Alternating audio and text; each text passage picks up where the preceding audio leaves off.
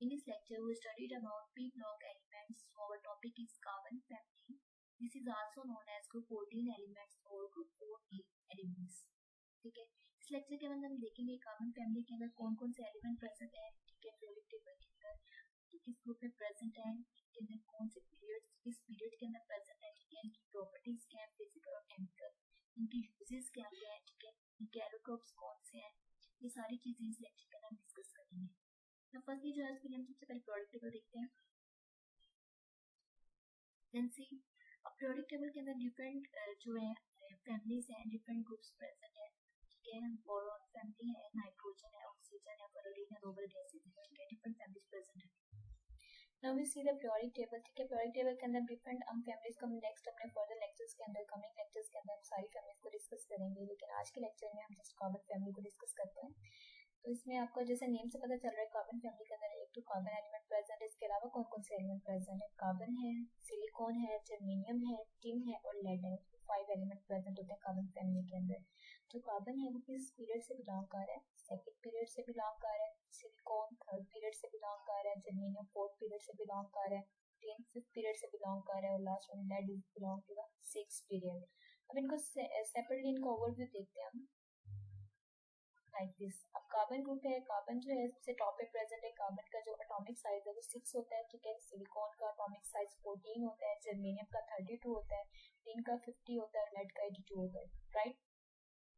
अब इनका अगर मेटेलिक कैरेक्टर की बात करें, ठीक है, अब जो है वो समटाइम जो है वो कहते हैं सिलिकॉन और जो जर्मेनियम है ना, इसको हम सेमी मेटल और मेटलाइट के तौर पर लेते हैं, लेकिन अब कुछ बुक्स में आपको ऐसे मिलेगा कि silicon is a non metal, लेकिन हम इसका क्लियर डिफरेंस नहीं कर सकते कि कौन मेटल है कौन नॉन मेटल है। ये डिपेंड करते हैं इनकी प्रॉपर्टीज पे, इनकी रेजिस्टिविटीज पे, इनकी सारी प्रॉपर्टीज को डिस्कस करके स्टडी करके देन हम एग्जैक्ट पता कर सकते हैं कि किसमें नॉन मेटेलिक कैरेक्टर ज्यादा है, किसमें मेटेलिक कैरेक्टर ज्यादा है।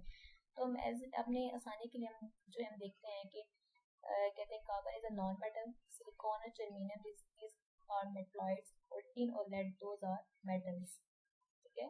ये कार्बन का ये तो एग्जैक्ट पता है ये नॉन मेटल है, और जो है टिन और लेड का हमें पता है दोनों जो है वो मेटल्स हैं। सिलिकॉन और जर्मेनियम को हम सेमी मेटल के तौर पे भी ले सकते हैं, सिलिकॉन को नॉन मेटल के तौर पे भी ले सकते हैं, दोनों को मेटलाइट के तौर पे भी ले सकते हैं, राइट। देन हम अगर इनकी इलेक्ट्रॉनिक कॉन्फ़िगरेशन को देखें, ओवरऑल इनकी इलेक्ट्रॉनिक कॉन्फ़िगरेशन कह रहे हैं क्या होती है कि इलेक्ट्रॉनिक कॉन्फ़िगरेशन इज NS2 ठीक है, इस पीरियड के अंदर NS2 इनकी इलेक्ट्रॉनिक कॉन्फ़िगरेशन होती है, ठीक है। और वो कह रहे हैं कि इनके मेटालिक और नॉन मेटालिक कैरेक्टर्स को इनके हाफ ऑर्बिटल्स की बेसिस पे, इनके प्रॉपर्टीज की बेसिस पे जो है वो सेपरेट किया जाता है, ठीक है। देन इनके कह रहे हैं कि जैसे जैसे हम डाउन तक ग्रुप जाते हैं, यानी कार्बन से हम लेड की तरफ जा रहे हैं या कार्बन से हम सिलिकॉन की तरफ जा रहे हैं, जैसे ही हम डाउन द ग्रुप जा रहे हैं तो डाउन द ग्रुप जाने पे क्या होता है, मेटालिक कैरेक्टर इंक्रीज होता है, ठीक है। जैसे ये नॉन मेटल है ये मेटलॉइड हो जाएंगे, डिसेंट पे जाएंगे तो ये मेटल्स बन जाएंगे, मेटालिक कैरेक्टर इंक्रीज हो रहे हैं, ठीक है।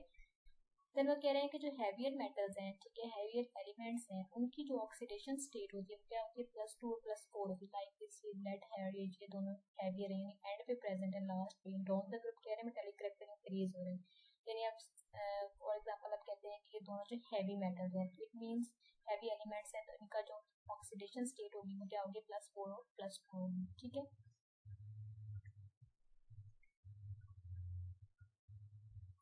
The next one is what are group 14 elements? यानी group 14 elements कौन से होते हैं? Again कुछ कह रहे हैं the group 14 elements are the second group in the P block of the periodic table. It is also called group carbon group. ठीक है, the members of this group of carbon, silicon, germanium, tin और lead. Firstly जो कार्बन है, carbon जो है वो 17th most abundant element है अर्थ क्रस्ट के ऊपर बाय मास, ठीक है। कार्बन जो है वो 17th मोर अबंडेंट एलिमेंट है अर्थ क्रस्ट के अंदर बाय मास। अब आपको पता है, आप अपने प्रीवियस क्लासेस में भी आप पढ़ चुके हैं, एफएससी में भी पढ़ के हैं कि कार्बन जो है वो 3 आइसोटोप्स होते हैं कार्बन के लिए, कार्बन 12 हो गया, कार्बन 13 हो गया, कार्बन 14 हो गया, ठीक है। जो कार्बन 12 और 13 है ये ज्यादा स्टेबल होते हैं, ठीक है। जो कार्बन 14 होता है ना वो रेडियो एक्टिव होता है, जिसको कार्बन की डेटिंग के लिए यूज करते हैं, और इसकी हाफ लाइफ भी थी इसकी वैल्यू तो 5770 years आई थिंक सो वो इसकी होती है। तो ये चीजें ना आपको बेसिक लेवल पे आपकी रिवाइज हो रही है तो आपको पता होना चाहिए, ठीक है। The next one is silicon. Silicon is जो है वो ऑक्सीजन के बाद आने वाला सेकंड मोस्ट अबंडेंट एलिमेंट है, और सिलिकॉन ऑक्सीजन के बाद आने वाला सेकंड मोस्ट अबंडेंट एलिमेंट है क्रस्ट के ऊपर। तो ये सिलिकॉन जो है वो प्रेजेंट होता है सिलिका की फॉर्म में और सिलिकेट्स की फॉर्म में, ठीक है। और ये इम्पोर्टेंट कंपोनेंट है किसका, सिलिका सिरेमिक्स का, ग्लास, सीमेंट्स वगैरह जिसके अंदर सिलिकॉन में मिलता है, ठीक है। नेक्स्ट वन जो है जर्मीनियम हो गया। सिलिकॉन जो है ये एक अल्ट्रा प्योर भी है, ठीक है, इनको यूज किया जाता है ट्रांजिस्टर्स में और सेमीकंडक्टर्स के अंदर इनको यूज किया जाता है, ठीक है। प्लेटोटिन है, ये जो है ये लीस्ट पे आ जाते हैं, ठीक है, इनके को भी डिफरेंट यूजेस इनके हैं। हम नेक्स्ट जो है हम फर्दर डिटेल से पढ़ेंगे इन टॉपिक्स को, तो हम डिस्कस करेंगे। Now move toward electronic configuration of group 14 elements। अब इनकी ओवरऑल इलेक्ट्रॉनिक कॉन्फ़िगरेशन मैंने आपको बताया है कि इलेक्ट्रॉनिक कॉन्फ़िगरेशन क्या होती है, NS2 NP2 होती है, ठीक है।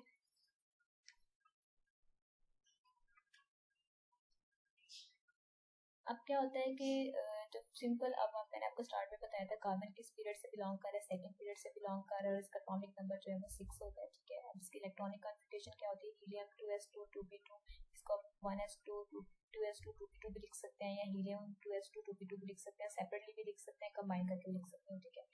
अब सिलिकॉन है वो थर्ड पीरियड से बिलोंग करता है, इसका एटॉमिक नंबर 14 होता है। इसकी इलेक्ट्रॉनिक कॉन्फ़िगरेशन क्या होती है, नियॉन 3s2 3p2 होती है, ठीक है। इसको नियॉन के साथ भी लिख सकते हो और सेपरेटली इसको लिख सकते हो, right. The next one is germanium, is belong to the fourth period. इसका एटॉमिक नंबर कितना होता है, 32 होता है, और इसकी इलेक्ट्रॉनिक कॉन्फ़िगरेशन क्या होती है, आर्गोन 3d10 4s2 4p2, यानी आर्गोन की इलेक्ट्रॉनिक कॉन्फ़िगरेशन, देन उसके बाद d ऑर्बिटल में 10 इलेक्ट्रॉन्स हैं, ठीक है, उसके बाद 4s2 ऑर्बिटल है, देन 4p2 ऑर्बिटल आ गया, ठीक है। अब इसको आप ओपनली भी लिख सकते हैं, लेकिन आप इसकी इलेक्ट्रॉनिक कॉन्फ़िगरेशन जो है वो जरा जो है लॉन्ग है, तो आप इन शॉर्ट भी लिख सकते हैं, ठीक है। देन टिन है, टिन फिफ्थ पीरियड से बिलोंग करता है, इसका एटॉमिक नंबर 50 होता है, और इसकी इलेक्ट्रॉनिक कॉन्फ़िगरेशन जो होती है krypton 4d10 5s2 5p2। Then last one is a lead. Lead belongs to the sixth period in the periodic table. Its atomic number is 82, or its electronic configuration is xenon 4f14 5d10 6s2 और 6p2, ठीक है। इस तरह से electronic configuration हम लिख सकते हैं। अब जिनकी ओवरऑल इलेक्ट्रॉनिक कॉन्फ़िगरेशन है वो NS2 NP2 होती है, ठीक है। अब आपको पता है कि जो कार्बन है, ठीक है, कार्बन फैमिली है, कार्बन जो है इसके अंदर, कार्बन के अंदर 4 वैलेंस इलेक्ट्रॉन्स होते हैं, राइट।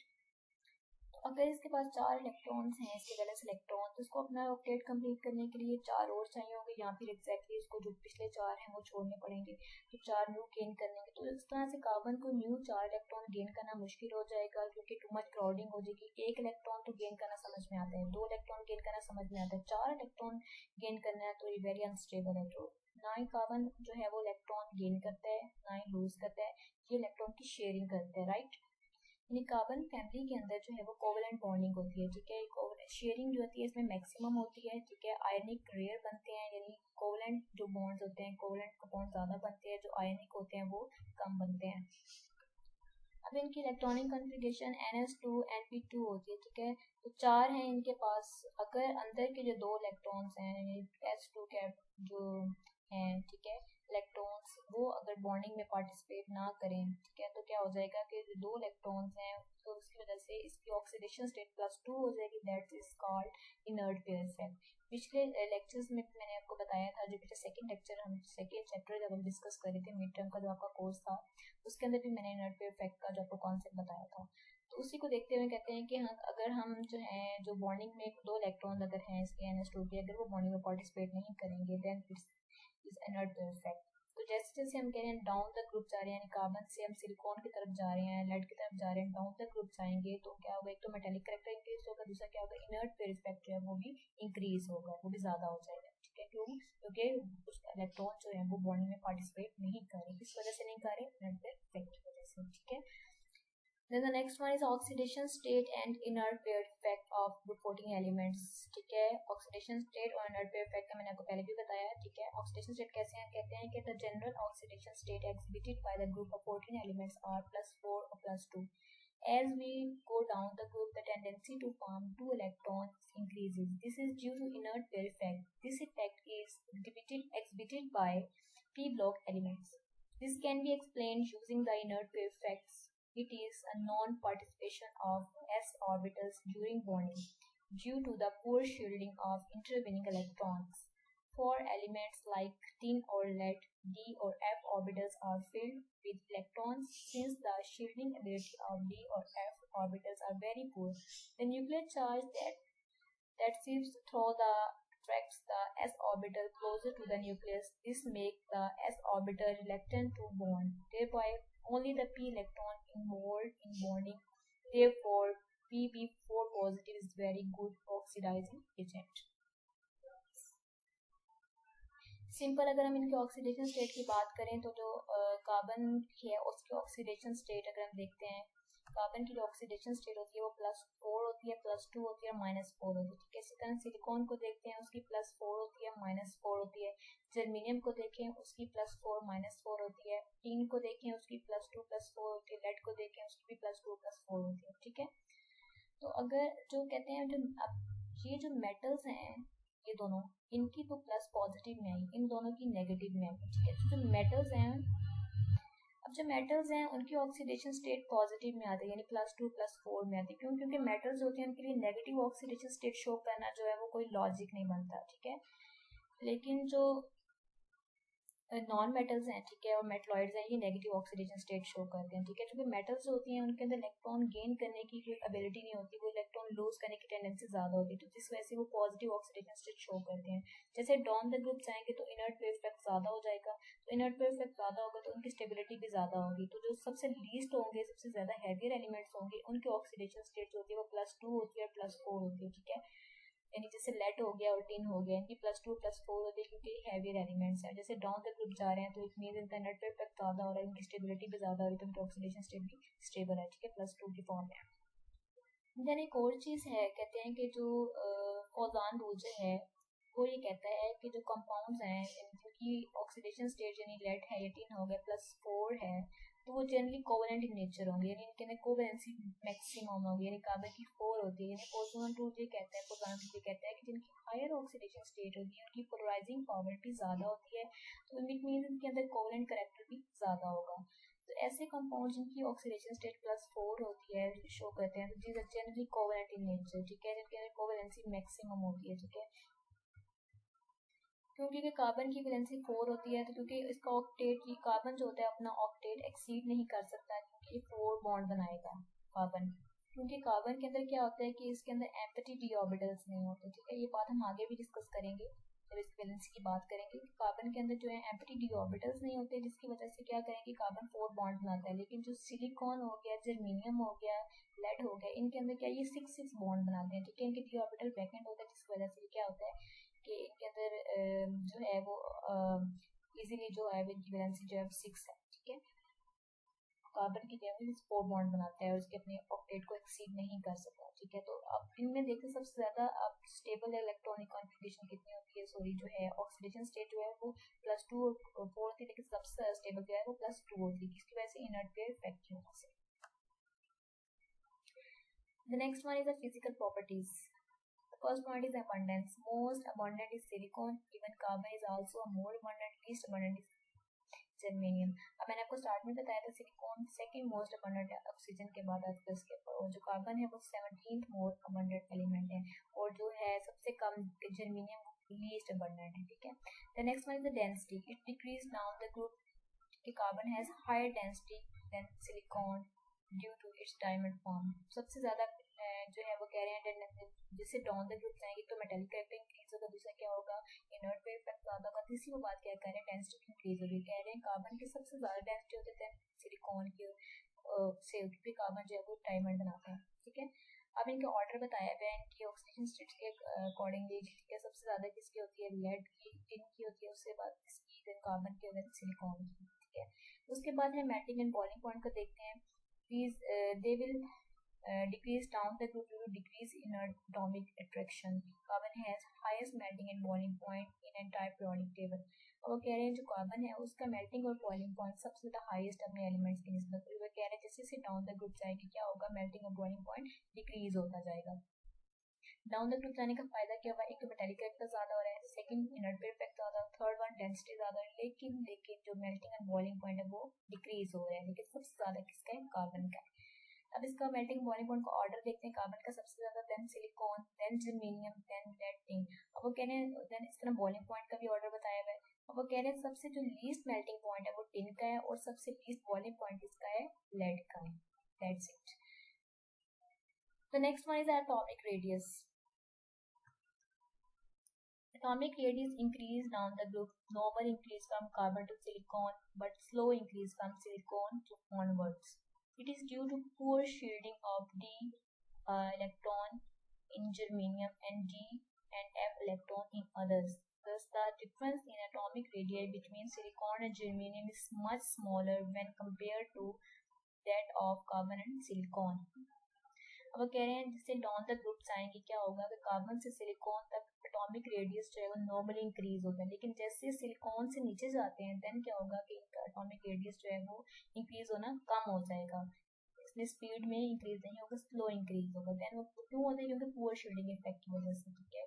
इसके जर्मेनियम के डी और एफ इलेक्ट्रॉन्स के जो है अदर एलिमेंट जो इलेक्ट्रॉन्स एलिमेंट्स हैं उनके डी और एफ इलेक्ट्रॉन्स के अंदर शील्डिंग इफेक्ट होती है वो 4 होते हैं, जिस वजह से क्या होता है कि सिलिकॉन से ऑनवर्ड एलिमेंट के अंदर एटॉमिक रेडियस कम स्पीड में इंक्रीज होता है, राइट।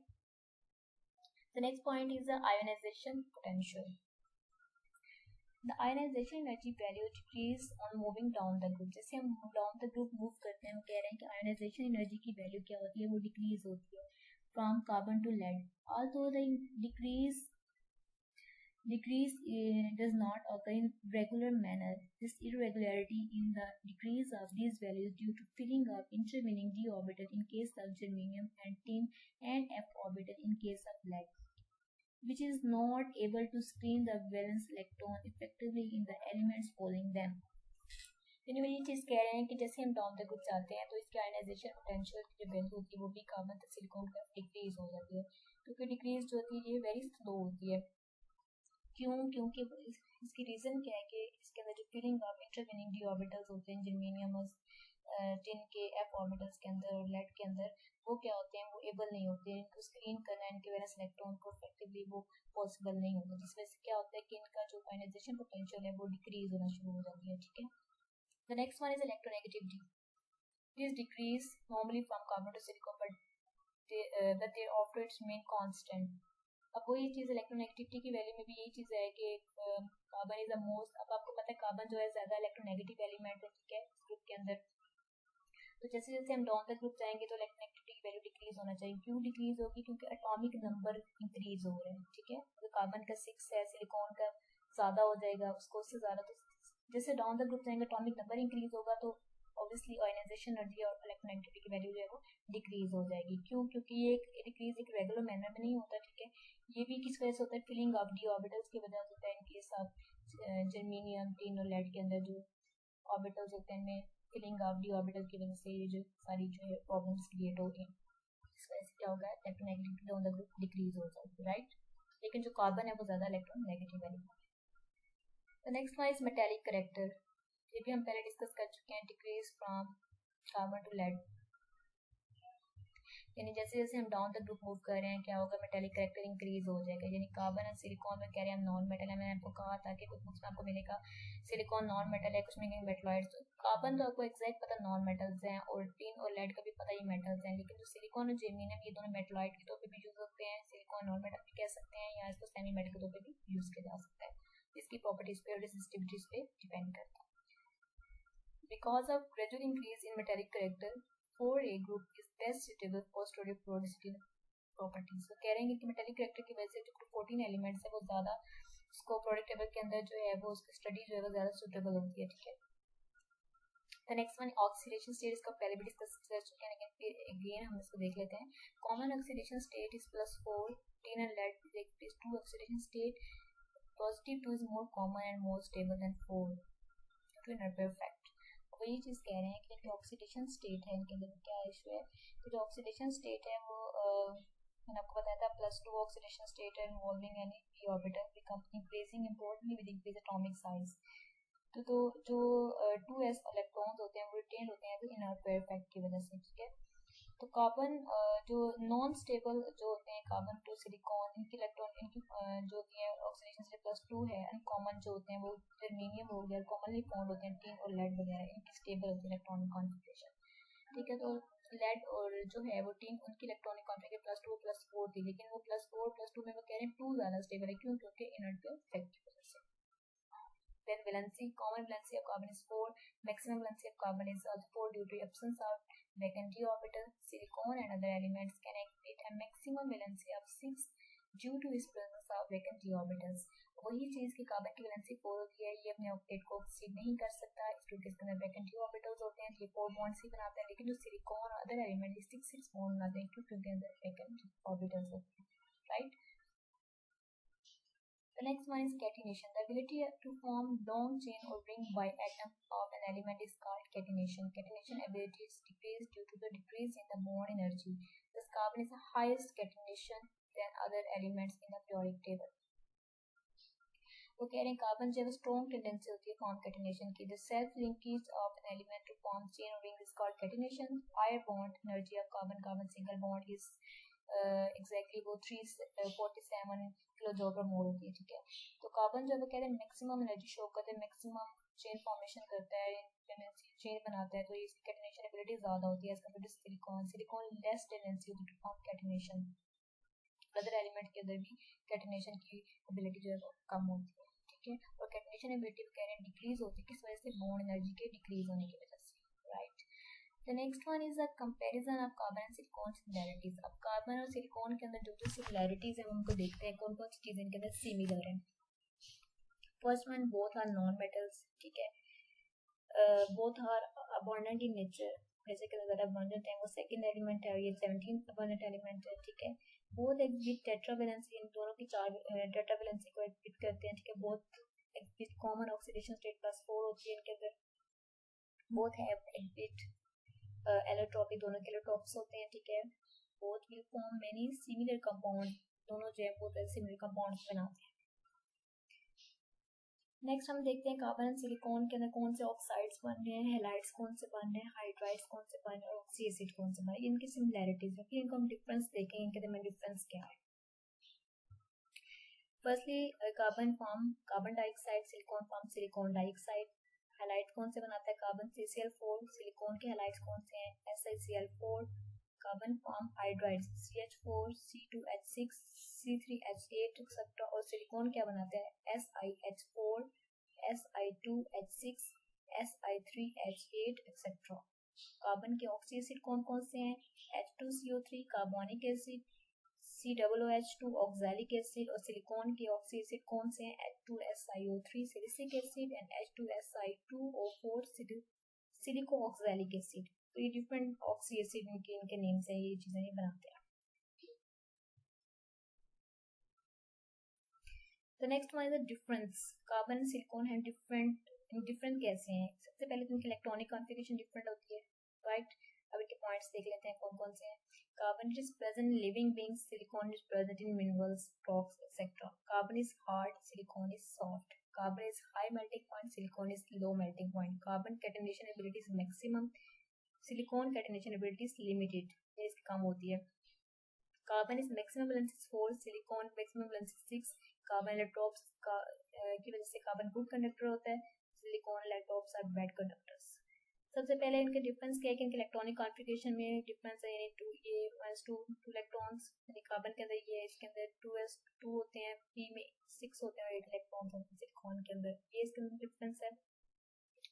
देन वो कहते हैं कार्बन लिविंग बीइंग्स में पाए जाते हैं, सिलिकॉन जो मिनरल रॉक्स में होते हैं, कार्बन ज्यादा हार्ड होता है, सिलिकॉन सॉफ्ट होता है, कार्बन का मेल्टिंग पॉइंट ज्यादा होता है, सिलिकॉन का मेल्टिंग पॉइंट कम होता है, कार्बन के कैटेनेशन की एबिलिटी ज्यादा होती है, सिलिकॉन में कम होती है, कार्बन की वैलेंसी 4 होती है, ठीक है।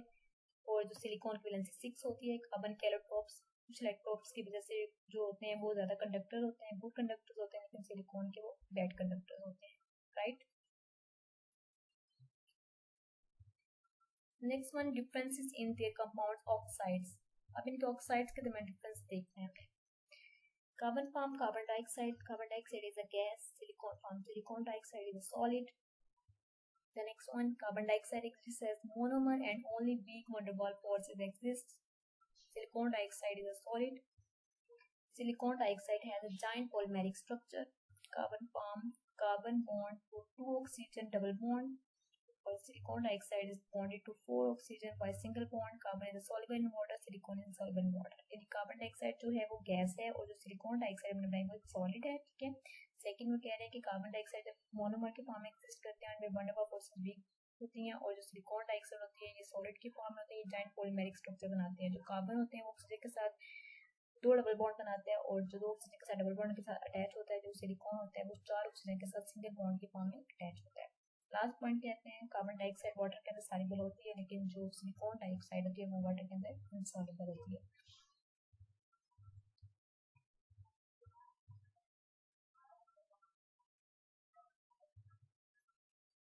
The next one is highlight difference of carbon and silicon. Carbon it forms CCl4, silicon it forms SiCl4.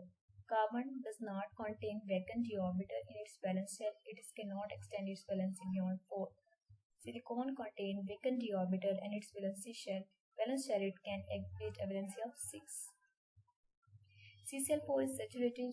SiCl4 is unsaturated and forms 2 more bonds. CCl4 is insoluble in water. Silicon is soluble in water. CCl4 is not hydrolyzed. SCl4 is hydrolyzed. CCl4 does not form species like CCl4.2H2, CCl6 2 negative, but it forms species like SiCl4.2H2O, SiCl6 2. CCl4 can't exist as Lewis acid.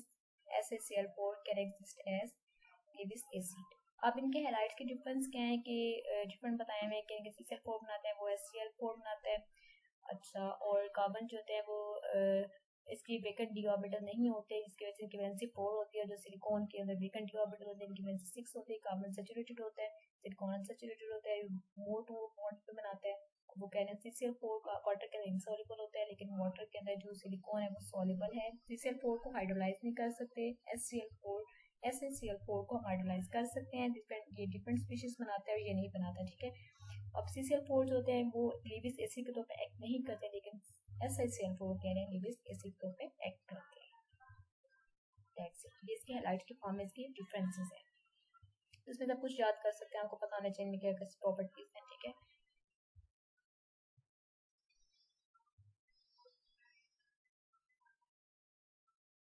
The next one is last difference between hydrides. Carbon it forms large number of hydrides. Silicon it forms few hydrides. Carbon it hydrides are stable because carbon hydrogen bond is non-polar and it does not weaken the adjacent carbon-carbon bonds. Silanes are unstable because silicon hydrogen bond is slightly polar and it's weaken the adjacent silicon bonds. Carbon hydrides of carbons are not hydrolyzed due to non-polar nature. Silicon these are hydrolyzed due to polar nature.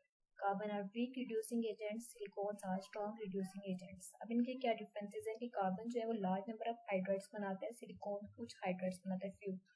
अब जो hydrides होते हैं carbon की वो कह रहे हैं वो ज़्यादा स्टेबल होते हैं, क्यों? क्योंकि कार्बन और हाइड्रोजन का जो बॉन्ड होता है वो नॉन पोलर होता है, और जो ये कार्बन और कार्बन के जो एडजस्टेंट बॉन्ड होते हैं इनको वीक नहीं कर सकता, राइट। लेकिन जो सिलिकॉन होते हैं, सिलेन होते हैं, वो अनस्टेबल होते हैं, क्यों? क्योंकि सिलिकॉन और हाइड्रोजन का जो बॉन्ड होता है ये स्लाइटली पोलर होता है, ये एडजेसेंट सिलिकॉन और सिलिकॉन के बॉन्ड को वीक कर देता है, ठीक है। अब जो कार्बन होते हैं इसके हाइड्राइड जो होते हैं उनको हाइड्रोलाइज नहीं किया जा सकता, क्यों? क्योंकि ये नॉन पोलर नेचर है इसके अंदर। लेकिन जो सिलिकॉन है इनके हाइड्रोलाइज किया जाता है क्योंकि ये पोलर स्लाइटली पोलर नेचर रखते हैं। कार्बन होते हैं कि ये वीक रिड्यूसिंग एजेंट होते हैं, लेकिन जो सिलिकॉन होते हैं ये स्ट्रॉन्ग रिड्यूसिंग एजेंट होते हैं, ठीक है। The next one is allotropy. The existence of same element in a different physical form is called allotropy. Allotropes of an elements have a similar chemical properties but different physical properties. अब allotropes को हम कैसे बोलते हैं कि जो element है जो हमें डिफरेंट फॉर्म में मिलता है, ठीक है। हमें प्योर फॉर्म में कार्बन है, ठीक है, अगर हमको वो डिफरेंट एलिमेंट की फॉर्म में मिलता है, ठीक है, तो जो अलग जिनकी अलग अलग फॉर्म्स हों, ठीक है, तो हम इसको आपस में कह सकते हैं कि एक एलोट्रोप्स हैं, एलोट्रोप है। डिफरेंट एक ही एलिमेंट डिफरेंट फिजिकल फॉर्म में अगर हमें मिलता है तो वो एलोट्रोप है। एलोट्रोपिक फॉर्म में differ in crystal structure, arrangement of elements और एटॉमिसिटी, ठीक है, कि डिफरेंट फॉर्म में मिल सकता है, क्रिस्टल की फॉर्म में भी मिल सकता है, एक एलिमेंट की फॉर्म में अरेंज हुआ भी मिल सकता है, और एटॉमिसिटी की फॉर्म में भी हमें मिल सकता है। फर्स्ट हम देखते हैं कार्बन के कितने एलोट्रोपिक फॉर्म्स हैं। Carbon form 3 allotropic forms. First one is crystalline diamond graphite, second one is amorphous microcrystalline coal coke charcoal animal charcoal lab coke black carbon black petroleum coke gas carbon sugar charcoal etcetera. ठीक है, अब जो firstly जो graphite और diamond है ये दोनों जो है ना ये एलोट्रोप्स जो हैं वो नेचर के अंदर प्रेजेंट होते हैं, लेकिन थ्री होते थर्ड वन होता है फ्लोरीन, फ्लोरीन होता है वो क्या होते हैं ये मैन मेड और आर्टिफिशियल होते हैं। ठीक है,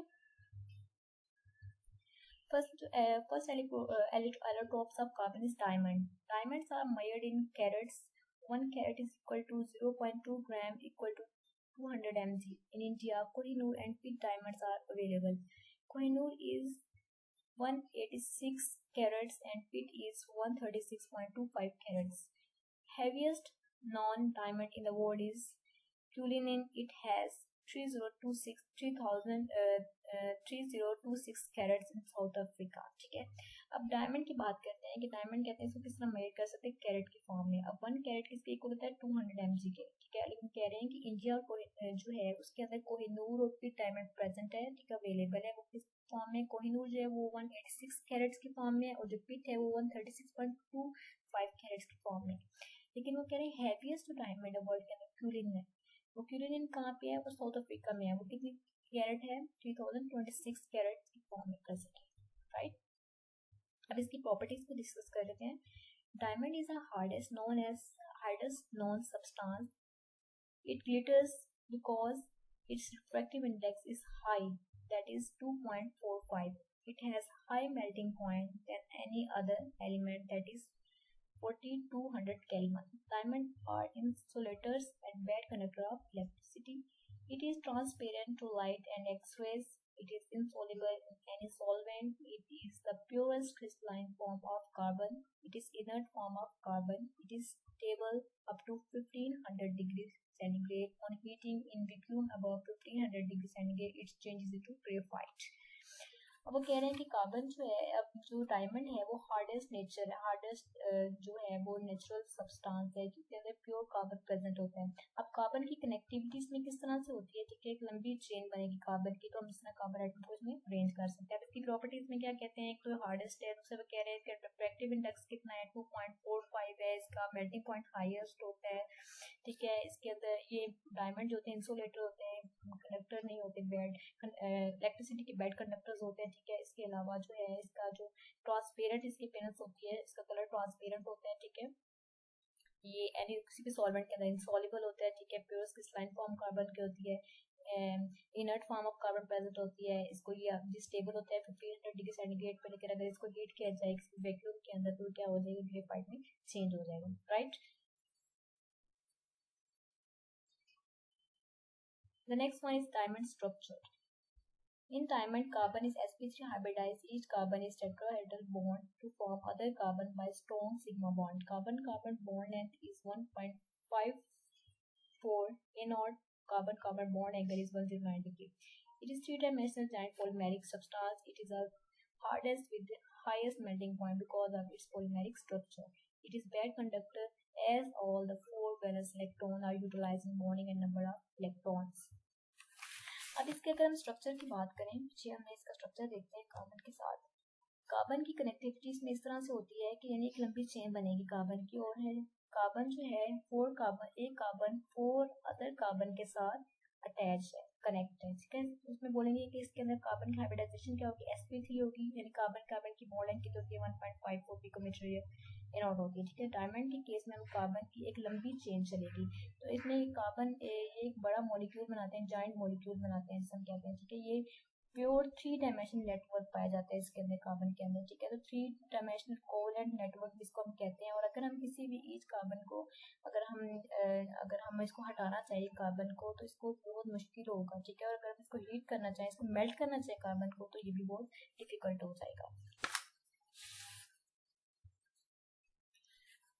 तो इस तरह से हम डायमंड के जो है वो स्ट्रक्चर को डिस्कस कर सकते हैं, यानी एक कार्बन जो है वो अगले 4 कार्बन एटम के साथ अटैच होता है। इस तरह इसकी अब बताई हाइब्रिडाइजेशन sp3 होती है, इसके अंदर बॉन्ड लेंथ भी बताई हुई है, इसका बॉन्ड लेंथ 109 डिग्री का होता है।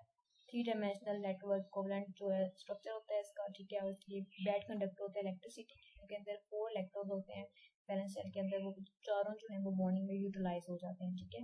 The next one is uses, it is used in jewellery as a precious stones, in cutting tools as abrasive, यानी इसको ज्वेलरी के अंदर यूज किया जा सकता है प्रेशियस स्टोन में के तौर पर, इसको कटिंग टूल्स को कटिंग करने के लिए भी यूज किया जाता है, ठीक है, और अब्रेसिव वगैरह में डायमंड को यूज किया जाता है, ठीक है। The next one is the graphite. Graphite is also known as a black lead or plum echo. It is a thermodynamically more stable. It is thermodynamically more stable. It is a good conductor of heat and electricity because of each carbon is left when one free electrons. Its melting point is very high, around 3500 degree centigrade. Graphite की बात करते हैं कि black lead की form में present होता है, ये थर्मोडायनामिकली ज़्यादा स्टेबल होता है, ये क्योंकि कंडक्टर होता है हीट और इलेक्ट्रिसिटी का, क्योंकि इसमें हर कार्बन एटम जो है उसके साथ जो बाकी होता है वो फ्री इलेक्ट्रॉन के साथ होती है, हर कार्बन एटम के साथ एक फ्री इलेक्ट्रॉन प्रेजेंट होता है, तो इसका मेल्टिंग पॉइंट भी हाई होता है, वो कितना होता है 3500 डिग्री सेंटीग्रेड होता है। नेक्स्ट वो कह रहे हैं कि अगर इसकी हम प्रिपरेशन की बात करें, अगर आर्टिफिशियली ग्रेफाइट को प्रिपेयर करना तो किस तरह से कर सकते हैं। Graphite is artificially prepared by Acacian process. Coke is heated with silica about 3500 degree centigrade in electric furnace. अब इसको कोक को सिलिका के साथ 3500 डिग्री सेंटीग्रेड में एक इलेक्ट्रिक फर्नेस के अंदर अगर हीट किया जाए तो क्या बनेगा, जो आर्टिफिशियल ग्रेफाइट बनेगा। इस तरह सिलिकॉन डाइऑक्साइड को कोक के साथ किया है, सिलिकॉन SiO कार्बन और 2CO बना, देन उसको जो है वो अगेन हीट किया तो क्या बनेगा, सिलिकॉन और कार्बन ग्रेफाइट बनेगी। ये इसकी आर्टिफिशियल प्रिपरेशन है ग्रेफाइट की, लेकिन ग्रेफाइट जो नेचुरली प्रेजेंट होता है अर्थ क्रस्ट के अंदर, लेकिन आप इसको आर्टिफिशियल बना सकते हैं। किस तरह, कोक को हीट करके 3500 डिग्री सेंटीग्रेड टेम्परेचर में एक इलेक्ट्रिक फर्नेस के अंदर हीट करके सिलिका के साथ तो हम आर्टिफिशियली ग्रेफाइट को बना सकते हैं, ठीक है।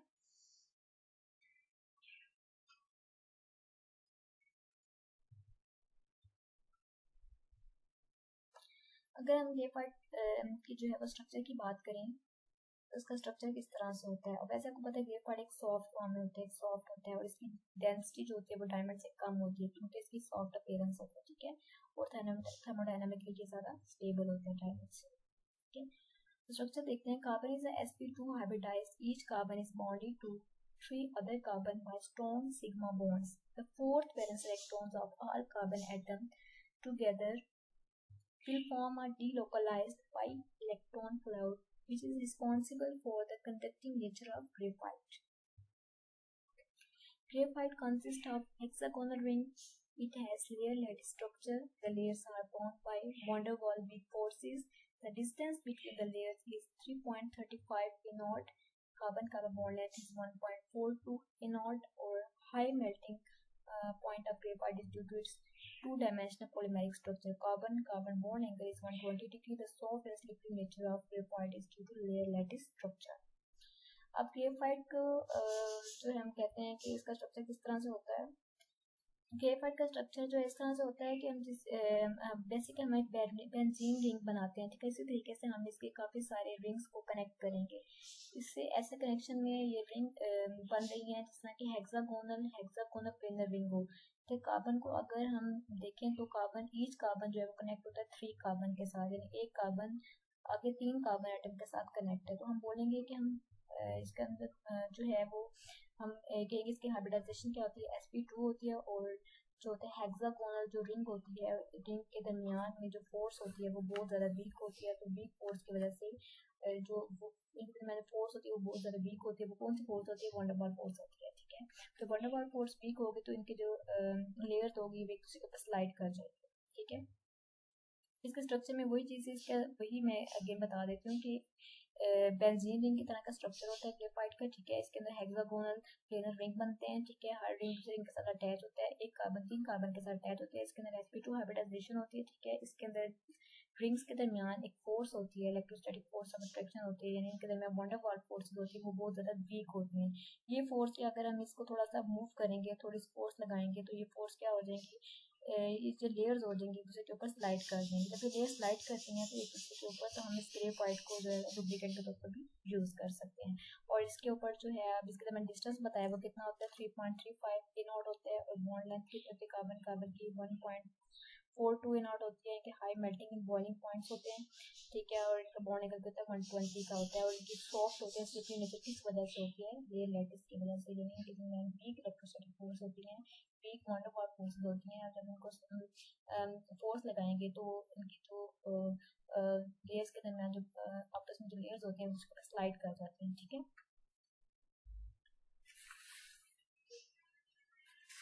एक और चीज़ जो है कि आपको ग्रेफाइट के अंदर पता होनी चाहिए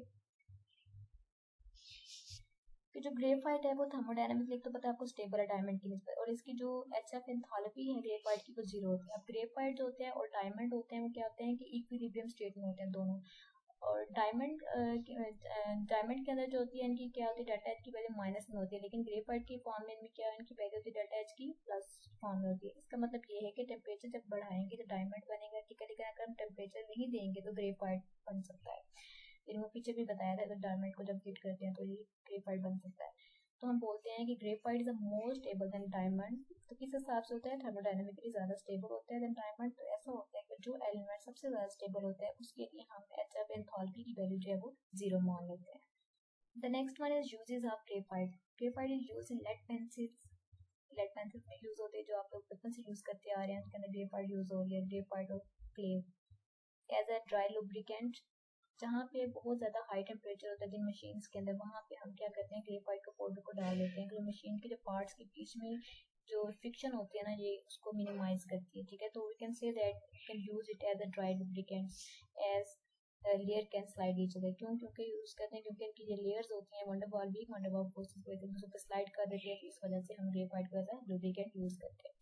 इन मेकिंग इलेक्ट्रोड बनाने में यूज किया जा सकता है, as moderator in nuclear reactors के तौर पे यूज कर सकते हैं, इन पेंटिंग स्टॉक में यूज कर सकते हैं, इन इलेक्ट्रोप्लेटिंग एंड इलेक्ट्रोटाइपिंग के अंदर भी ग्रेफाइट को यूज किया जाता है, ठीक है। ये इसके ग्रेफाइट के यूजेस थे। The next one is the Buckminster Fullerene. Buckminster Fullerene कहते हैं इसको। It's defined as any molecule having only carbon atom in various shape like hollow sphere, tube, and ellipsoid is called a fluorine. Fluorines have an interconnected carbon atom in a hexagonal or pentagonal rings. Fluorine have similar structure like graphite except these may have pentagonal rings. यानी वो कह रहे हैं कि इसके अंदर molecules के carbon atom present होते हैं, इसके अंदर भी इसके स्ट्रक्चर कैसा जो हॉलो स्फीयर लाइक गोल स्ट्रक्चर होता है बॉल की तरह का, ठीक है। इसके अंदर भी क्या होता है, कार्बन एटम किस तरह से कनेक्टेड होते हैं, हेक्सागोनल और पेंटागोनल रिंग के फॉर्म में होता है। जिनका स्ट्रक्चर क्या है, ग्रेफाइट की तरह, लेकिन उसमें तो हेक्सागोनल रिंग के साथ अटैच हो रहा है ना, इसके अंदर क्या होगा, हेक्सागोनल पेंटागोनल रिंग के साथ कनेक्ट होगा, right. Richard Buckminster floor was architecture who designed shaped like interconnected rings. The fluorine also have the interlinked ring structure, so these are given the name of Buckminster Fullerene carbon 60. तो scientist था Buckminster floor, एक architecture था, उसने design किया था इसको, उसने जो डिफरेंट रिंग्स को इंटरकनेक्ट किया था, ठीक है, इनको एक स्ट्रक्चर बनाया था, उसको क्या नाम दिया था, बुकमिंस्टर फ्लोरीन का, carbon 60. After discovery of Buckminster Fullerene, the Fullerenes family was discovered. जब इसको डिस्कवर किया उसके बाद इसकी फैमिली को, फ्लोरीन की फैमिली को भी डिस्कवर किया. The suffix "ene" tells that every carbon atom is bonded covalently to each other carbon atom instead of 4. It indicates that these are double bonds in fluorines. वो कह रहे हैं जिसका suffix है "ene", फ्लोरीन, तो ये "ene" किसको represent कर रहा है कि इसमें हर कार्बन अगले 3 कार्बन एटम के साथ अटैच है, इंस्टेड ऑफ 4 की बजाय 3 कार्बन के साथ अटैच है, तो ये इस तरह इंडिकेट किया जाता है डबल बॉन्ड की फॉर्म में अटैच होते हैं, ठीक है।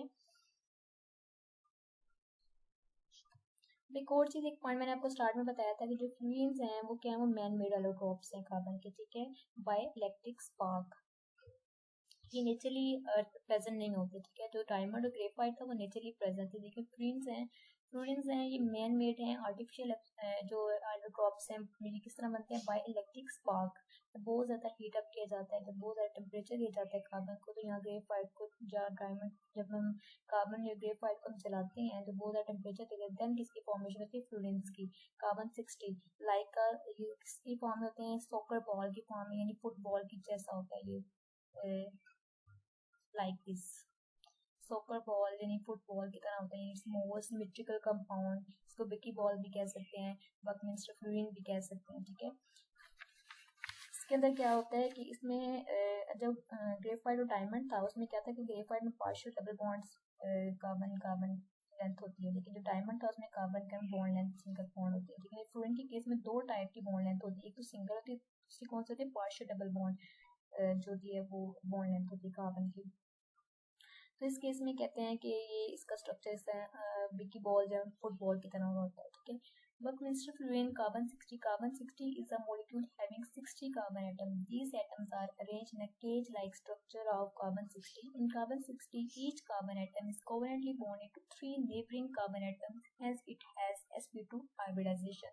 अब वो कह रहे हैं कार्बन 60 के अंदर 60 कार्बन एटम जो अरेंज हो रहे हैं, ठीक है, पेज लाइक स्ट्रक्चर बना रहे हैं, ठीक है, कोवेलेंटली बॉन्डेड है सारे, जो इनके नेबर कार्बन 3 कार्बन के साथ अटैच हैं, ये कनेक्ट कर रहे हैं और इनके अंदर हाइब्रिडाइजेशन हो सकती है sp2 hybridisation. Next one, properties of carbon 60 molecules. Carbon 60 molecule is known for its symmetry property. Carbon 60 molecule has three types of rotational axes of 5 folds rotational symmetry. The most common, all thought center of two pentagons which is facing others. 3 folds rotation symmetry axis form the central point of two hexagons which are facing each others. At least 2 fold symmetric axes are thought the edge centers of two hexagons. Hence it's called most symmetrical molecule. वो कह रहे हैं carbon 60 molecule 3 type of rotation axis होती हैं, एक 5 fold होती है, एक 3 फोल्ड होती है, एक 2 फोल्ड रोटेशन होती है। तो ये सारे मिल के एजेस इनके क्या बनाते हैं, सिमेट्री ऑफ कार्बन 60 का स्ट्रक्चर बनाते हैं, right. The next one is physical properties of this. Density is 3 gram 3 centimetre gram 3 gram cm होती है इसकी, ठीक है। जिसका रिफ्लेक्टिव इंडेक्स कितना होता है 1.65 होता है, बॉइलिंग पॉइंट 2.2 होता है। इसका जो रेजिस्टिविटी है वो कितनी होती है 800 केल्विन पे 1 ओम्स होती है, ठीक है। और इसका वेपर प्रेशर कितना होता है 1014 टॉर होता है, और इसका रूम टेम्परेचर कितना होता है 800 केल्विन पे कितना होता है इसका टेम्परेचर 8 × 10⁻⁴। देन इसकी एप्लीकेशन आ गई कार्बन 60 की। Fluorines are used in many more applications in various fields as organic photovoltaic (OPV), as antioxidants and biopharmaceuticals, as polymer additives, as catalysts, as water purifying and biohazard protection catalysts, in portable power devices, as vehicles, compounds for medical purposes. यानी different ये organic photovoltaics में use होते हैं, oxidants में use हो रहे हैं, pharmaceuticals में यूज हो रहे हैं, कैटलिस्ट के तौर पे यूज कर सकते हैं इसको, वाटर को प्यूरिफाई करने के लिए डिफरेंट डिजीज से, इसको पावर डिवाइसेस में यूज कर सकते हैं, व्हीकल्स यानी गाड़ियों में, मेडिकल पर्पसेस में हम इसको मेडिसिन वगैरह में इसको कार्बन 60 को यूज कर सकते हैं, ठीक है।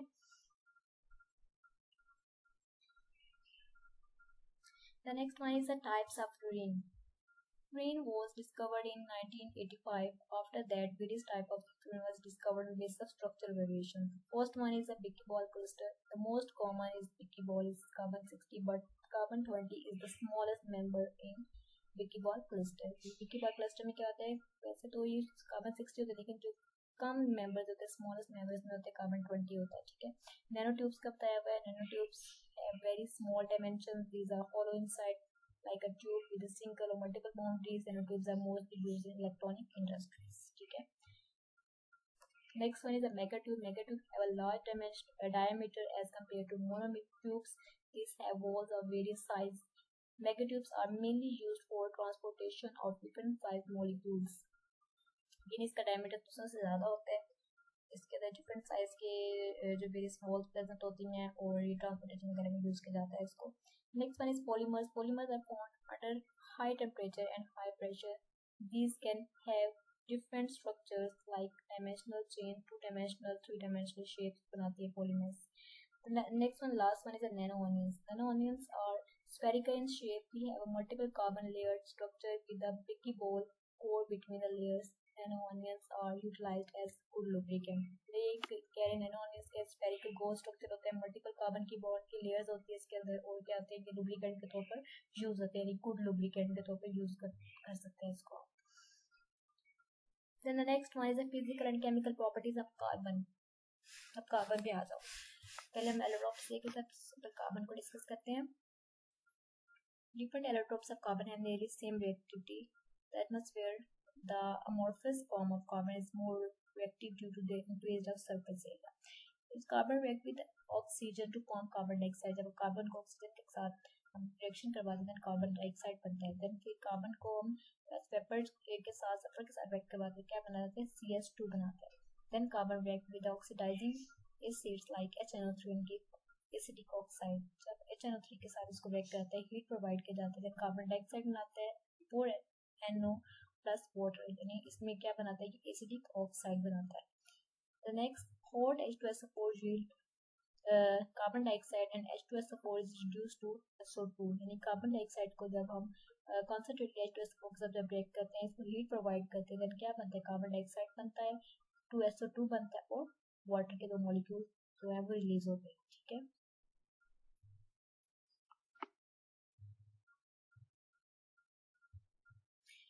Carbon react with dilute HNO3 or concentrated HNO3 or concentrated H2SO4 but not dilute HCl or dilute H2SO4. कह रहे हैं कार्बन HNO3 dilute HNO3 के साथ रिएक्ट कर लेता है, concentrated HNO3 के साथ रिएक्ट कर लेता है, concentrated H2SO4 के साथ उसने रिएक्शन की है, लेकिन वो dilute HCl और dilute H2SO4 के साथ रिएक्शन नहीं करते. क्यों? क्योंकि dilute HNO3 और concentrated H2SO4 वो जो है ये ऑक्सीडाइजिंग एजेंट है, लेकिन जो dilute HCl है और dilute H2SO4 ये दोनों क्या है नॉन ऑक्सीडाइजिंग एजेंट है. ठीक है. कार्बन व्हाइट जो है हॉट कोक को जब हम वाटर स्टीम के साथ ब्रेक करवाते हैं तो क्या बनाता है वाटर गैस बनाता है, CO plus hydrogen gas release होती है इस केस में. Then carbon can act as a reducing agent. जब कार्बन एक रिड्यूसिंग एजेंट को तो अफेक्ट करता है, देन क्या होता है, then SNO2 plus 2 carbon goes to SN plus 2 carbon monoxide. Carbon जब कार्बन कोक के साथ रिएक्ट करते हैं, हीट करवा देते हैं, देन क्या बनाता है carbon monoxide water gas carbon monoxide बनाता है. ठीक है. देन क्या होता है कि जब Fe2O3 कार्बन के साथ रिएक्ट करता है 250 to 400 डिग्री सेंटीग्रेड पे, देन क्या बनाता है आयरन बनता है और कार्बन मोनोऑक्साइड बनाता है 3CO. ठीक है. तो ये डिफरेंट इसकी केमिकल प्रॉपर्टीज है कि कार्बन किस किस केमिकल रिएक्शन करके कैसे कैसे कार्बन को हम बना सकते हैं, कार्बन की फॉर्म कार्बन सिंपल बना सकते हैं, कार्बन के ऑक्साइड और डाइऑक्साइड कैसे जो है वो इसके केमिकल रिएक्शन से बनते हैं. The next one is carbon reduces sodium hydroxide to sodium metal. 2 carbon plus 6 NaOH goes to 2 NO2 CO3 plus 2 Na plus H2. जब कार्बन ब्रेक करता है सोडियम हाइड्रोक्साइड के साथ क्या बनाता है सोडियम कार्बोनेट बनाता है. ठीक है. और सोडियम बनाता है और hydrogen gas. Carbon react with metals और non metal oxide to form carbides. Metal non metal से रिएक्ट करते हैं तो कार्बाइड्स बनाते हैं, यानी 3Fe प्लस कार्बन क्या बनता है Fe3 यानी iron carbide, Fe3 carbon, CaO जब कार्बन से रिएक्ट करते हैं CaC2 प्लस कार्बन मोनोऑक्साइड. तो इसकी डिफरेंट रिएक्शंस हैं, आपको पता नहीं कैसे कैसे रिएक्शन करके हम कार्बन को कार्बन डाइऑक्साइड को कार्बन मोनोऑक्साइड को एक्सट्रैक्ट कर सकते हैं. डिफरेंट एसिड्स के साथ और मेटल नॉन मेटल से रिएक्शन करके किस तरह से हम इनको एक्सट्रैक्ट कर सकते हैं. The next one is uses of carbon. Mainly carbon is used as a reducing agent. It is used in manufacture of CS2 जो हमने रिएक्शन देखा, in the production of water gas and producer gas. यानी water gas या producer gas की production में भी इसको use कर सकते हैं. right. Activated charcoal is used to absorb poisonous gas. जो activated charcoal होता है इसको हम कोई भी poisonous gas को absorb करने के लिए भी इसको यूज कर सकते हैं. The next one is the uses of oxides of carbon. Carbon monoxide के uses देखें. Carbon monoxide is important component of gaseous fuels like producers gas, water gas, and coal gas. Carbon dioxide is a good reducing agent for many metal oxide to produce metals. Carbon dioxide is a good ligand in the metallurgy of nickel by Mond's process. अब कह रहे हैं carbon monoxide के different uses हैं. इसको charcoal, water gas, producer gas, fuel वगैरह की component में इसको यूज किया जा सकता है. ठीक है. कार्बन मोनोऑक्साइड एक गुड रिड्यूसिंग एजेंट है. मेटल ऑक्साइड मेटल्स वगैरह को प्रोड्यूस करने के लिए यूज किया जा सकता है. अच्छा लिगेंड है मेटलर्जी और में यूज किया जाता है निकल की मोल्ड प्रोसेस के अंदर. तो इसके डिफरेंट यूजेस हैं. Then carbon dioxide. Solid carbon dioxide is called a dry ice और cardice and used as a refrigerant. Refrigerant के तौर पर इसको यूज किया जा सकता है. As a coolant in the lab के अंदर कूलेंट के लिए यूज किया जा सकता है. In the manufacturing of urea liquid in inert atmosphere and neutralising alkalis. Alkalis को न्यूट्रलाइज करने के लिए एटमॉस्फेयर के अंदर इनर्ट करने के लिए उसको एटमॉस्फेयर में यूज़ किया जा सकता है। यूरिया की प्रोडक्शन में, मैन्युफैक्चरिंग में कार्बन डाइऑक्साइड को यूज़ करते हैं। Used as a fire extinguisher में भी यूज़ किया जा सकता है। फायर के एक्सटिंग्विशर उसके अंदर यूज़ कर सकते हैं इसको। यूज्ड इन नाइट्रोजन फर्टिलाइजर में यूज़ होता है। यूरिया की प्रोडक्शन में यूज़ होता है। C3O2 react with the water and give malonic acid। जब C3O2 को रिएक्ट करते हैं वाटर के साथ तो वो malonic acid CH2COOH2 बनाता है। तो ये डिफरेंट इसके कार्बन डाइऑक्साइड के और कार्बन मोनोऑक्साइड के यूजेस है। Next one is silicon. Silicon का एटॉमिक नंबर क्या होता है? 14 होता है, ठीक है। इसका एटॉमिक नंबर 14 होता है। इसका एटॉमिक मास कितना होता है? 28.0855 ग्राम पर मोल होता है, ठीक है। आपको पता है ये थर्ड पीरियड से बिलोंग करता है, हमने स्टार्ट में पढ़ा था। सिस्टम में इसमें हम सिलिकॉन का इंट्रोडक्शन ही देखेंगे। नेक्स्ट लेक्चर में हम इसको इसके एलोट्रोप्स और डिफरेंट चीजें डिस्कस करेंगे। What is silicon? Silicon is a close relative of carbon in a periodic table. The element could be traced universally in our world but is not found individually in our environment. वो कह रहे हैं silicon जो है वो carbon के close relative है, ठीक है। इसका जैसा आप कहते हैं हमारा कोई कजन या फ्रेंड वो हमारा क्लोज रिलेटिव है, इसी तरह सिलिकॉन है वो कार्बन का क्लोज रिलेटिव है periodic table के अंदर, ठीक है। इसके अंदर में इसको हम इस एलिमेंट्स को ट्रेस यूनिवर्सली भी हम इसको ट्रेस कर सकते हैं, ठीक है। तो ये इंडिविजुअली प्रेजेंट नहीं होता एनवायरनमेंट के अंदर, ठीक है। सिलिकॉन के अंदर silicon atom comprise of 14 electrons, ठीक है। इसके पॉलीमर्स है सिलिकॉन के डिफरेंट। अब सिलिकॉन जो है वो आपको पता है सेकंड मोस्ट अबंडेंट एलिमेंट है क्रस्ट के अंदर ऑक्सीजन के बाद। Silane, first one is polymer silane. Silane are comprised of homologous series of silicon hydrides and they are very strong reducing agent. They catch fire very easily and are very reactive when exposed to air. They are not stable in room temperature. अब सिलेन क्या कह रहे हैं कि homologous series है silicon hydrides की, ये बहुत ज़्यादा स्ट्रॉन्ग रिड्यूसिंग एजेंट है। ये बहुत जल्दी आग को पकड़ता है, फायर को बहुत जल्दी अपनी तरफ अट्रैक्ट करता है, कैच कर लेता है। तो बहुत ज़्यादा रिएक्टिव है, ठीक है। एयर में एक्सपोज हो जाता है जब, तो ये स्टेबल नहीं है रूम टेम्परेचर के अंदर। ये सिलेन की इसके पॉलीमर है सिलिकॉन के। Next one is silicides. Silicides have a structure that are similar to carbides and borides. Therefore, the heats of formation are usually similar to that of carbides and borides of same elements. अब सिलिसाइड्स क्या होते हैं? Structure कहते हैं वो carbide से और borides के साथ इनका स्ट्रक्चर सिमिलर होता है, एक जैसा होता है, ठीक है। इनकी हीट फॉर्मेशन जो है वो सिमिलर होती है कार्बाइड्स और बोराइड के। तो ये कार्बाइड्स और बोराइड से सेम एलिमेंट्स है सिलिसाइड्स, सिलिकॉन्स, ठीक है। Third one is silica. These are also known as silicon dioxides and its major constituents are granite and sandstone. Silica है वो ज़्यादा जो है वो सिलिकॉन डाइऑक्साइड जो है उसको भी कहते हैं हम सिलिका को, ठीक है। जो मेजर कॉन्स्टिट्यूएंट है ग्रेनाइट और सैंडस्टोन का। The fourth one polymer is halides, silicon carbides and silicon backed with the stable halogens forming silicon tetrahalides. These silicon tetrahalides readily hydrolyze in water unlike carbon tetrahalides. अब जो halides होते हैं वो कह रहे हैं वो सिलिकॉन कार्बाइड्स और सिलिकॉन के साथ बैक करके स्टेबल हेलोजेंस फॉर्मिंग सिलिकॉन टेट्राहलाइड्स बनाते हैं, ठीक है। जो ये सिलिकॉन टेट्राहैलाइड्स क्या होते हैं? जल्दी पानी के अंदर हाइड्रोलाइज हो जाते हैं एज कम्पेयर टू कार्बन टेट्राहैलाइड्स। यानी आपको पीछे जब इनके हैलाइड्स का डिफरेंस पढ़े थे कार्बन और सिलिकॉन का, तो मैंने आपको बताया था कि सिलिकॉन होते हैं वो ज़्यादा जल्दी हाइड्रोलाइज हो जाते हैं, लेकिन जो कार्बन है वो जल्दी हाइड्रोलाइज नहीं होते वाटर के अंदर, ठीक है। Fifth one polymer is silicate minerals. About 95% of earth stocks constituent of the silicate minerals. If the mass is taken into the consideration, then around 28% of the earth crust contain of silicon.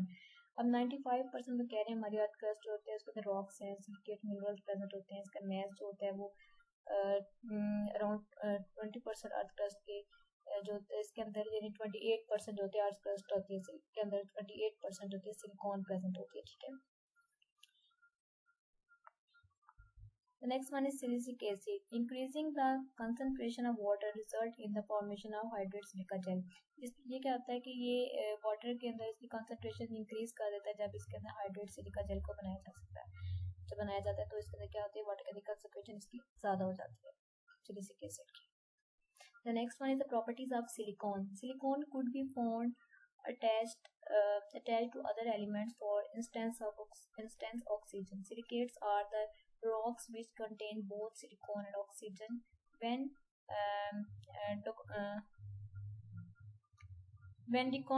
contaminated, it is the grayish crystal that looks metallic, although it may be glistening metal. It is not a metal. और कह रहे हैं कि जो silicon है इनकी properties क्या है कि ऑक्सीजन के साथ अटैच होता है। ये जो है वो बहुत ज़्यादा अटैच्ड एलिमेंट्स है, दूसरे के साथ मिला पाया जाता है, ठीक है। अटैच होता है एलिमेंट्स इन कार्बन हो गए हैं, ऑक्सीजन के साथ स्ट्रेंथ के तौर पर प्रेजेंट होता है। वो कहते हैं सिलिकेट्स जो होते हैं वो रॉक्स की फॉर्म में प्रेजेंट होते हैं, बोथ सिलिकॉन एंड ऑक्सीजन। जिसके अंदर सिलिकेट्स होते हैं वो रॉक्स की फॉर्म में होते हैं, जिसके अंदर ऑक्सीजन भी होती है और सिलिकॉन भी होता है, ठीक है। इसके अंदर इसके ग्रेस क्रिस्टल की फॉर्म में या मेटालिक लुक होती है इसकी, ठीक है। और इसकी ग्लिटनिंग और जो होती है होता है, इसकी पेयर्स होती है लेकिन मेटल्स की तरह की, लेकिन ये मेटल नहीं होती है। यानी ग्लिटनिंग होती है इसकी मेटल्स की तरह की, लेकिन ये सिलिकॉन मेटल नहीं होती है, मेटलाइट होती है, नॉन मेटल होती है, ठीक है। The next one is the uses of silicones. The element is the major constituents in the ceramics and bricks. ये एलिमेंट जो होता है ये सिरेमिक्स और ब्रिक्स वगैरह में या ईंटों वगैरह में उसके अंदर जो यूज होते हैं, सीमेंट वगैरह में यूज होते हैं, ठीक है। Being a semiconductor, the element is put into use for making transistor. ये सेमीकंडक्टर होते हैं लेकिन कुछ एलिमेंट को ट्रांजिस्टर बनाने के लिए भी इनको यूज किया जा सकता है। Silicon is widely used in a computer chips in solar cells. Solar cells और कंप्यूटर की चिप्स के अंदर भी इसको वाइडली यूज किया जा सकता है सिलिकॉन को। It is a vital component of Portland cement. ये पोर्टलैंड सीमेंट के अंदर भी बहुत ज़्यादा इसके कंपोनेंट्स जो है वो यूज होते हैं, ठीक है। सीमेंट के अंदर भी सिलिकॉन की कुछ मिकदार पाई जाती है। Silicon is used in the production of fire bricks जो ईंटें बनाई जाती हैं आग से जो, ठीक है, उनके अंदर भी इनकी प्रोडक्शन के अंदर भी सिलिकॉन को यूज किया जा सकता है। Several waterproofing system employ silicon as a component. Waterproofing के अंदर भी सिलिकॉन को एज अ कंपोनेंट के तौर पे यूज किया जाता है।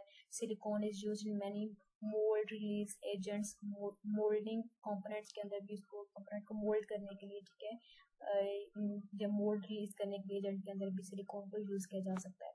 It is also component of ferrosilicon and alloy widely used in steel industry. इनको फेरोसिलिकॉन के कंपोनेंट में यूज के तौर पर भी यूज होता है और ये मोस्ट वाइडली यूज है स्टील की इंडस्ट्री के अंदर भी सिलिकॉन को जो है भी यूज किया जाता है। तो नेक्स्ट जो है हम सिलिका को पढ़ेंगे और डिफरेंट इसके जो है एलोट्रोप्स को डिस्कस करेंगे, इनकी प्रॉपर्टीज को, यूजेस वगैरह को, बाकी एलिमेंट्स को हम डिस्कस करेंगे। आज के लेक्चर में हम ये कुछ पढ़ना था हमने, ठीक है।